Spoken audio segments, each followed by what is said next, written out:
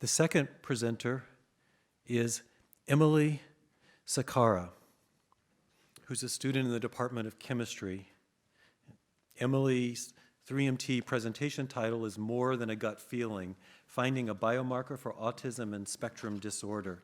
One of the things that about Emily that I'll just share with you is that not only is she an expert in chemistry, but she's also a lover of wine and goes to wine tastings quite often, and apparently has also taken wine tasting classes. So that's really terrific. So if you're ready, ready, set, pitch.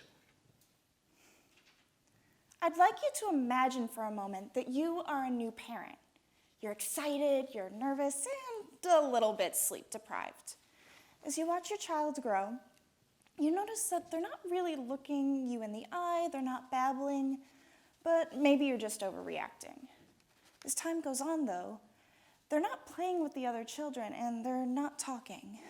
All right, it's time to see a doctor. And after what feels like countless doctor's appointments, they finally come back and tell you, all right, your child probably has autism. Probably? What do you mean, probably? Shouldn't you be giving me a definitive answer? Unfortunately, that's the reality that those with autism spectrum disorders currently have to face, a probably. We're just missing one more puzzle piece. Everyone deserves a definitive diagnosis, and not just a probably.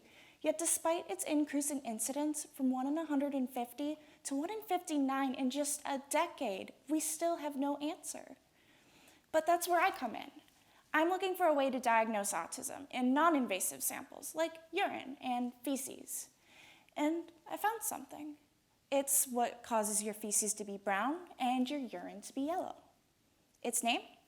Stercobilin, and you can see it right in our puzzle pieces to the left. And it makes some sense too. Stercobilin is made in our guts, and the guts and the bacteria in them are different in those with autism than they are in healthy controls. So, where are we at now? I've been doing some testing in animal models. In the first, we used an animal model using a mouse with Timothy syndrome, which when in humans, over 80% of those who live long enough tend to develop ASD. And what we found was astonishing.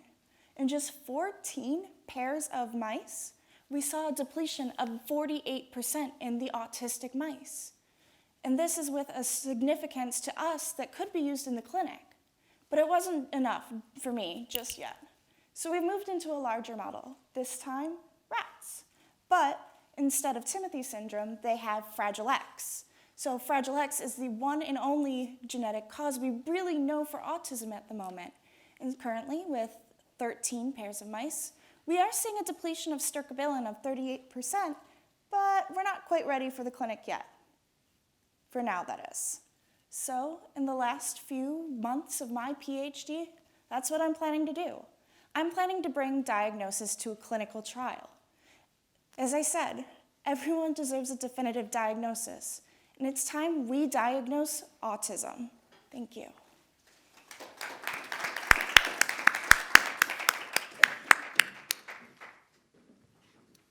Thank you, Emily.